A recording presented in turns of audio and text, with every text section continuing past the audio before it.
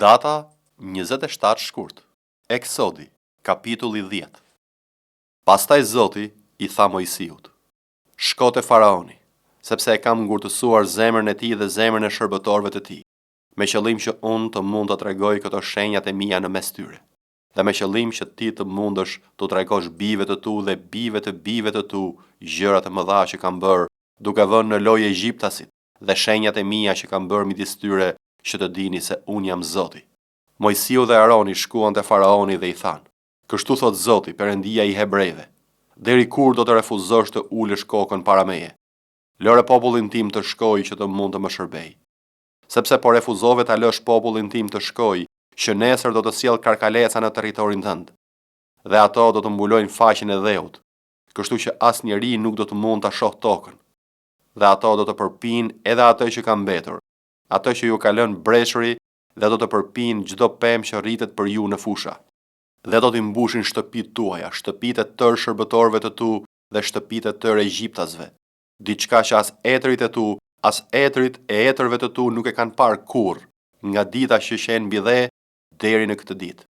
Me t'i thënë këto fjalë, ktheu kurrizin dhe doli nga prania e Faraonit. Pastaj shërbëtorët e Faraonit i thanë: Deri kur ky njeri do të jetë pengesë për ne? Lëri këta njerëz të ikin që t'i shërbejnë Zotit, Perëndisë së tyre. Nuk e ke kuptuar ende që Egjipti është shkatërruar? Kështu Mojsiu dhe Aroni u rikthyen te Faraoni. Dhe ky u tha atyre: Shkoni, shërbejeni Zotit, Perëndisë tuaj. Por kush janë ata që do të shkojnë? Mojsiu tha: Ne do të shkojmë me fëmijët tanë dhe me pleqt tanë, me bijt tanë dhe bijat tona. Do të shkojmë me kopet tona të bagtive, të imta dhe të trasha, sepse duhet të kremtojmë një fest kushtuar Zotit. Faraoni u tha atyre: Zoti qoftë me ju. Kur unë do t'ju lë të ikni bashkë me fëmijët tuaj, por keni kujdes se mos keni qëllimet e këqija. Jo, shkoni ju, burrat, i shërbeni Zotit, sepse kjo është ajo që kërkoni. Dhe i dëbuan nga prania e Faraonit. Atëherë Zoti i tha Mojsiut: Shtrije dorën tënde mbi vendin e Egjiptit për karkalecat, me qëllim që ato të ngjiten dhe të mbulojnë vendin e Egjiptit dhe të përpinë tërë bimësinë e vendit, tërë ato që ka lënë breshëri. Atëherë Mojsiu zgjati bastunin e tij mbi vendin e Egjiptit, dhe Zoti ngriti një erë nga lindja mbi vendin tërë atë ditë dhe tërë natën. Sa erdhi mëngjesi, era e lindjes solli karkalecat. Dhe karkalecat u ngjitën në tërë vendin e Egjiptit dhe u ulën në tërë territorin e tij në numër të madh. Nuk kishte pasur kurrë një mortaj të tillë karkalecash më parë dhe nuk do të ndodhë ndonjë tjetër. Ato mbuluan faqen e tërë dheut aq sa e nxin dheun. Përpinë tërë bimësinë e vendit dhe tërë pemët e drurve që breshëri kishte lënë, dhe nuk mbeti asgjë e blerët mbi drurët dhe shkurrëzat e fushës në tërë vendin e Egjiptit. Atëherë Faraoni thirri me nxitim Mojsiun dhe Aronin dhe u tha: Unë kam mëkatuar kundër Zotit, Perëndisë suaj, edhe kundër jush. Por tani të lutem, falmani mëkatin edhe një herë, dhe lutjuni Zotit, Perëndisë tuaj, që të largojë nga unë këtë mëndzyrë vdekjeprurse. Dhe Mojsiu doli nga Faraoni dhe u lut Zotit. Pastaj Zoti ngriti një erë të kundërt, një erë nga perëndimi shumë të fortë, që i largoi karkalecat dhe i hodhi në detin e Kuq. Nuk mbeti asnjë karkalec në tërë territorin e Egjiptit, por Zoti e forcoi zemrën e Faraonit dhe ai nuk i la bijtë e Izraelit të ikin. Atëherë Zoti i tha Mojsiut: Shtrije dorën drejt qiellit, me qëllim që të jetë errësirë në vendin e Egjiptit, errësirë që të mund të preket me dorë.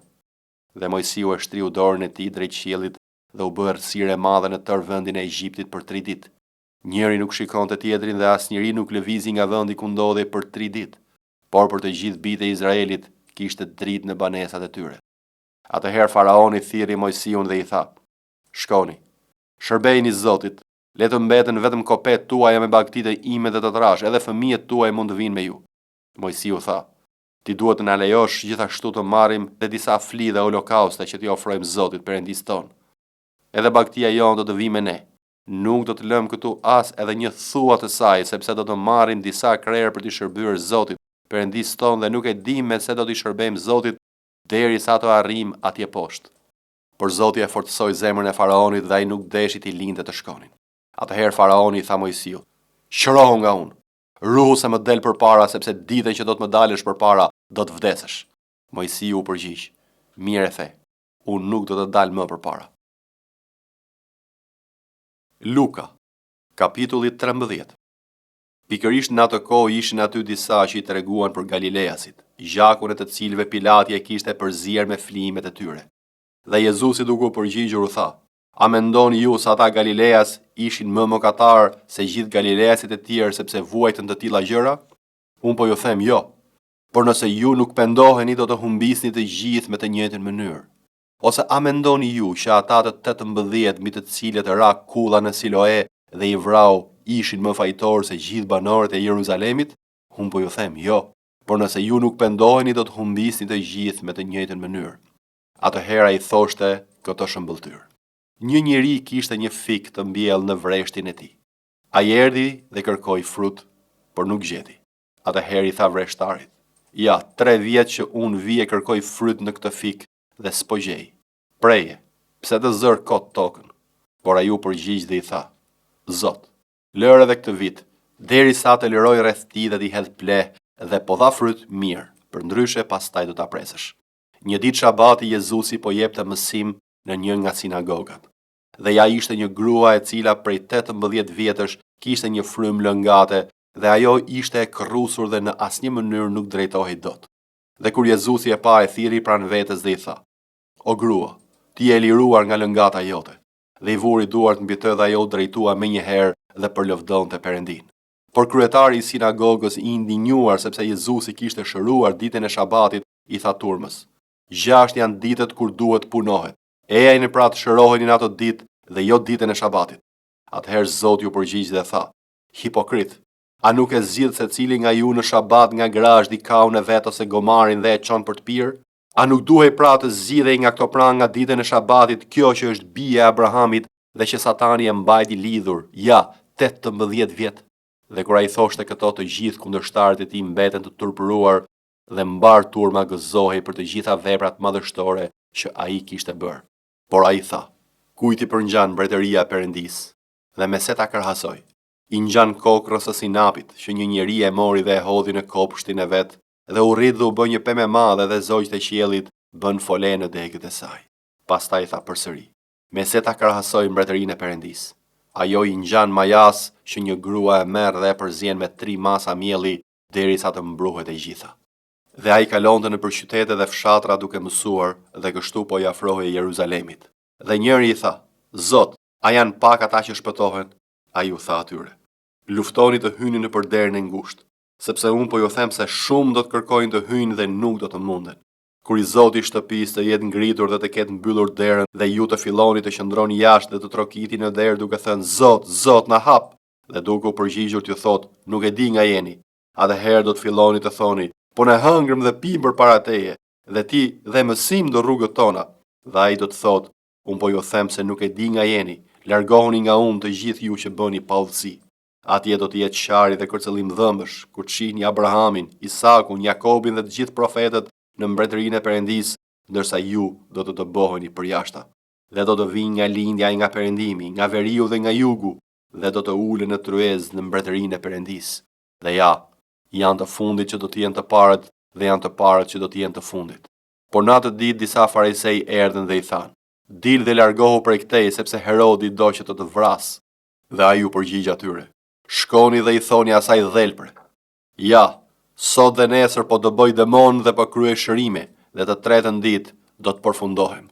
Por sot, nesër e pas nesër më duhet të eci, sepse nuk mundet që një profet të vdes jashtë Jeruzalemit. Jeruzalem, Jeruzalem që vret profetët dhe i vret me gur ata që t'janë dërguar. Sa herë desha t'i mbledh bitet tu, ashtu si kloçka i mbledh në krah zogjtë vet dhe ju nuk deshët. Ja, shtëpia juaj ju lihet e shkret, dhe me të vërtetë un po ju them se nuk do të më shihni më derisa të vi koha të thoni: Bekuar qoftë ai që vjen në emër të Zotit. Jobi, kapitulli 28. Me siguri ka një minjer për argjendin dhe një vend ku bëhet rafinimi i arit.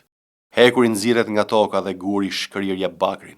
Njeriu jep fund territ dhe hulumton thellësitë më të mëdha në kërkim të gurve të varrosur në terr dhe në hijen e vdekjes.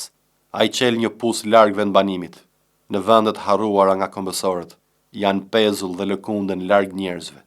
Sa për tokën, prej saj del buka, por nga poshtë është e trazuar si nga zjarri. Gurët e saj janë banesa e safirëve dhe përmbajnë pluhur ari. Shpendi garbiçar nuk e njeh shtekun dhe as syri i skifterit nuk e ka parë kurrë. Bishat e egra nuk e kanë përshkruar dhe as luani nuk ka kaluar kurrë andej. Njeriu vë dorën mbi strallin dhe i rrezon malet nga rrënjët. Hap galerinë për shkëmbin dhe syri i tij sheh gjithçka që është e çmuar. Zë rrjedhat ujore që të mos rrjedhin dhe nxjerr në dritë gjërat e fshehura. Po ku mund ta gjesh diturinë dhe ku është vendi i zgjuarsisë? Njeriu nuk ua di vlerën dhe ajo nuk gjendet mbi tokën e të gjallëve. Humnera thot nuk është tek unë. Deti thot nuk qëndron pranë meje. Nuk përftohet duke shkëmbyer me arë të rafinuar, as blihet duke peshuar argjend. Nuk shtihet në dorë me arin e ofirit, me oniksin e çmuar ose me safirin. Ari dhe kristali nuk mund të barazohen me të dhe nuk këmbehet me enë ari të kulluar. Korali dhe kristali as që meritojnë të përmenden. Vlera e diturisë është më e madhe se margaritarët. Topazi i Etiopis nuk mund të barazohet dhe nuk mund të vlerësohet me arë të kulluar. Po atëherë, nga rrjedh dituria dhe ku e ka selin zgjuarësia? Ajo fshihet syve të çdo të gjalli, është e mbuluar për zogjt e qiellit. Abadoni dhe vdekja thon, kemi dëgjuar të flitet për të me veshët tanë. Vetëm Perëndia njeh rrugën e saj, vetëm ai e di ku ndodhet, sepse ai vëres kajet e tokës dhe shet tërë ato që ndodhen në qiej. Kur caktoi peshën e erës dhe u caktoi ujrave një mas, kur bëri një ligj për shiun dhe një rrugë për vetetimin dhe bubullimën, atëherë pa dhe e tregoi, e vendosi dhe madje e hetoi. Dhe i tha njeriut: ja, të kesh frikë nga Zoti, kjo është dituri, dhe ti largohesh së keqes, është zgjuarësia. 1 Korintasve, kapitulli 14.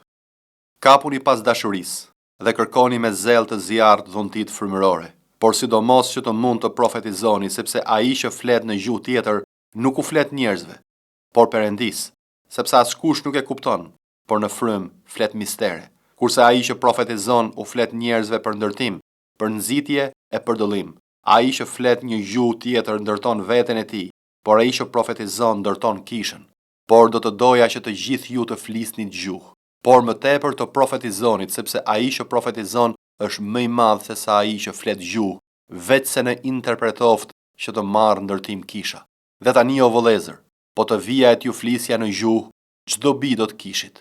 Po të mos ju flisja me anë të zbulesës, a me njohuri, a me profecia, me doktrin, edhe gjëra që nuk kanë shpirt dhe nxjerrin zë, qoftë fyllja apo qestja, po të mos japin zë të dallueshëm, si do të njihet të rënit e fyllit ose e qestes?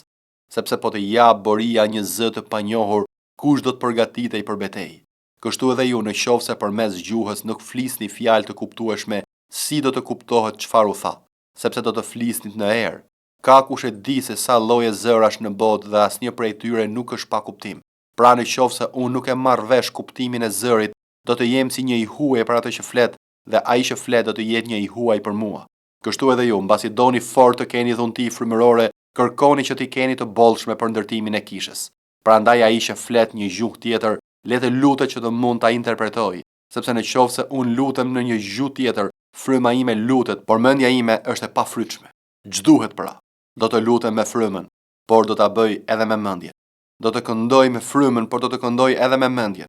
Sepse në qoftë se ti e lavdëron Perëndin me frymën, ai që zë vendin e të paditurit, si të thot amen për falenderimin tënd kur nuk merr vesh ç'po thua? Sepse ti edhe mund të falenderosh mirë, por tjetri nuk ndërtohet. Unë e falenderoj Perëndin tim sepse flas më shumë në gjuhë se ju të gjithë, por në kish dua më mirë të them 5 fjalë me mençurinë time për mësimin e të tjerëve se 10.000 fjalë në gjuhë tjetër. Vëllezër, mos jini fëmijë nga mendja, por jini foshnjë për të ligën dhe jini të pjekur nga mendja. Në ligj është shkruar: unë do t'i flas këtij populli në gjuhë të tjera dhe me buzë të tjera, por as kështu nuk do të më dëgjojnë, thot Zoti. Prandaj gjuhët janë një shenjë jo për ata që besojnë, por për jo besimtarët, kurse profecia nuk është për jo besimtarët, por për besimtarët. Pra në qoftë se kur gjithë kisha është mbledhur në një vend dhe të gjithë flasin gjuhëra dhe hyjnë të paditur ose jo besimtar, a nuk do të thonë se ju jeni të çmendur? Por në qoftë se profetizojnë të gjithë dhe hyn ndonjë jo besimtar ose i paditur, ai bindet nga të gjithë dhe gjykohet nga të gjithë. Dhe kështu të fshetat e zemrës së tij zbulohen. Edhe kështu duke rënë përmbys, do të adhuroj Perëndin, duke deklaruar se Perëndia është me të vërtetë midis jush. Ç'duhet bërë pra o vëllezër? Kur të mblidheni secili nga ju ka psalm, ka mësim, ka të folur në gjuhë tjetër, ka zbulesë, ka interpretim gjuhësh, të gjitha le të bëhen për ndërtim. Nëse ndonjë flet në gjuhë tjetër, le të bëhet kjo nga 2 a më të shumtën 3 vetë dhe njëri pas tjetrit dhe një le të interpretojë. Por nëse nuk ka interpretues, le të hesht në kishë dhe le të flasë me veten e tij dhe me Perëndin. Le të flasin 2 a 3 profet dhe të tjerë të gjykojnë. Por nëse ka një zbulesë në një tjetër që rri ulur, le të hesht i pari, sepse të gjithë njëri pas tjetrit mund të profetizojnë, që të mësojnë të gjithë dhe të inkurajohen të gjithë. Dhe frymrat e profetëve u nënshtrohen profetëve, sepse Perëndia nuk është Perëndi i trazimi, por paqëtimi si në të gjitha kishat e shenjtorëve. Gratë tuaja të heshtin në kisha, sepse nuk u lejohet të flasin, por duhet të nënshtrohen, sikurse thotë edhe ligji. Dhe në qoftë se duan të mësojnë ndonjë gjë, le të pyesin burrat e tyre në shtëpi, sepse është turp për gratë të flasin në kishë. Apo për ju doli fjala e Perëndis? Apo vetëm te ju arriti? Në qoftë se dikush mendon se është profet ose frymëror, le të njohë se ato që po ju shkruaj janë urdhërimet e Zotit. Dhe nëse dikush është i paditur, le të jetë i paditur. Prandaj u vëllezër, kërkoni me zel të zjarrt të profetizoni dhe mos ndaloni se foluri në gjuhra, por të gjitha të bëhen siç ka hije dhe me rregullsi.